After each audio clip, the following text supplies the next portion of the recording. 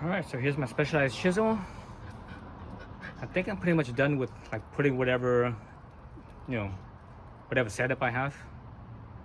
So obviously the chisel with this Bird's Hawk 27 wheels, XT cassette derailleur, race face A effect, I think it is.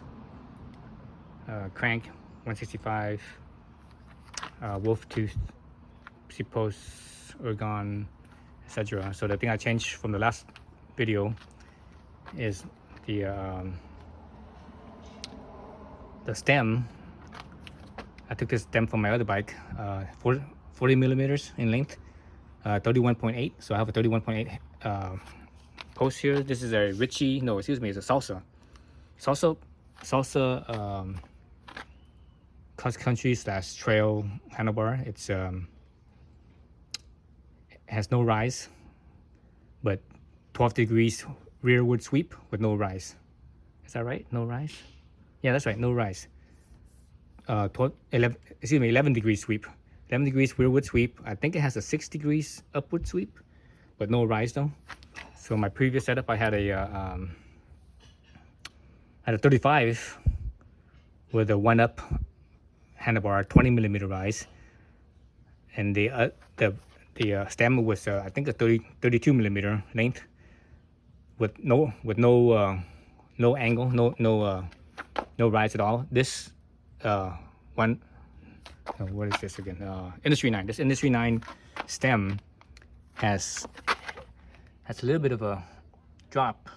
I mean, if you flip it around the other way, it'll be a rise, but the way that I have it set up right here, you can see that it has a drop to it, right? It has a, whatever drop it is, just a little bit. Probably, I'm guessing maybe like, I don't know, 6 millimeters or whatever it is. I have no idea, but it is a little bit of a drop. So overall, I think I have a. Overall, I think it's about at least 25 millimeter lower than it was before, because the 1-up handlebar was a 20 millimeter rise, and also the stem that I had before didn't have a rise at all, so it just came straight out. But this one I flipped it around so that way it actually drops down a little bit. So it's lower than before. Oh, and I also added this SQ Lab inner bar ends, I guess they call them. So these are pretty handy. I like these. When you're climbing and you have a long climb, you're kind of tired. You want to switch hand positions. You just put them here, and it feels like drop bars almost. Yeah, the hooded the drop bars where the hoods are.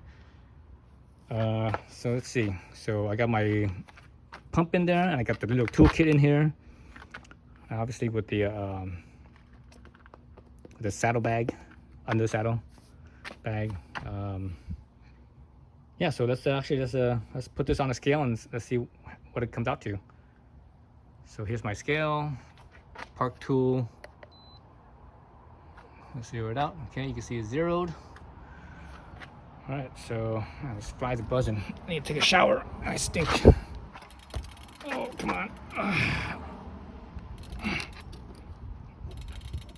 Okay.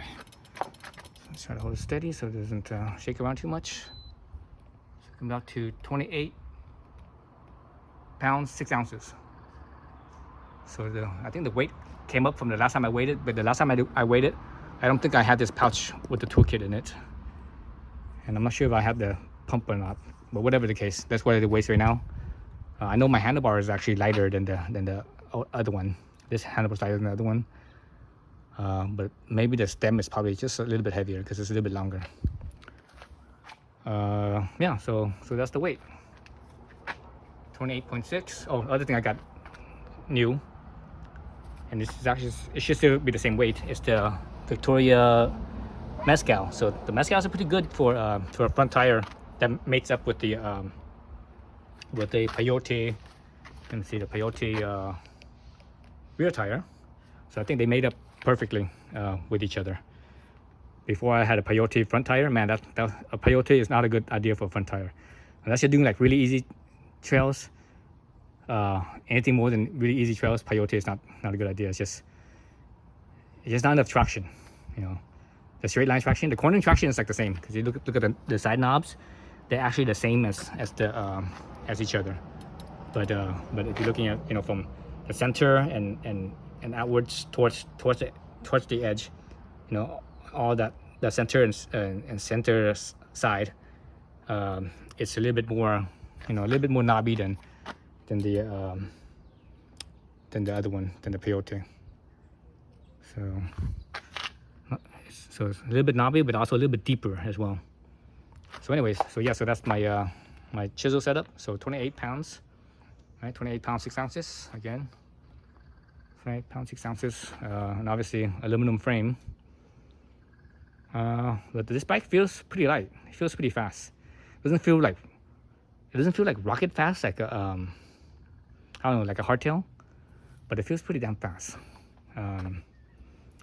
So yeah, and I use, well, you know, on intermediate trails, I use it up most of the distance travel. I got this all the way down to like, but this thing has a 40 millimeter travel, right? You see 40 millimeter. I got this band all the way down to like right about like right there, just shy of 40 millimeters. And on the front here, you know, this is supposed to be 120, and I got this thing down to about here or so, I think, somewhere like around halfway of the words, somewhere about right there. So I probably have another, I don't know. Actually, this thing doesn't go all the way to the top, I don't think, when it bottoms out. I don't think it bottoms out all the way at the top. I think it bottoms out like maybe like, let me see, maybe like right here or something. So I got pretty close, you know. I think I got probably within about 10 millimeters or so of the fork travel, and probably, let's see, probably a few millimeters here, You have to think about the leverage ratio from the, you know, how much travel there is here versus here. So this bike has 110 millimeters travel with 40 millimeters here. That means it's like what? That's like 100 and, let's see, double that would be 80. Triple that would be 120. So this is 110. So yeah, so this you know, this 2 or 3 millimeters here, that's here. It's probably comes out to about maybe 5 millimeters. So I'm probably about 5 millimeters away from bottoming out the rear shock. It feels pretty good. It feels pretty balanced, I think, front and rear. And right now this is on the slack head angle, which is right here. So slack head angle. The slack head angle, I believe, is 66.5, and the steep head angle is 67. I think this bike would be better if it had a slack of 66 and steep of 66.5. So I think if it was slightly slacker, I think it would be a little bit better. As I'm riding down, you know, and I'm not going that steep or that fast, but I can feel the front end could be a little bit more stable, a little bit less twitchy. So I think if it was like this, a half degree slacker, I think it would be even better. But then, you know, then we're probably talking about, because I think this bike has the same geometry as the Epic. So if it was a little bit slacker, we'll probably be talking about the Epic Evo. But anyways, whatever the case, yeah, it's a cross-country bike, great for blue trails and harder blue trails, and if you're skilled enough, black trails. But man, the black trails, when I do the black trails on this, oh my god, I get beat up.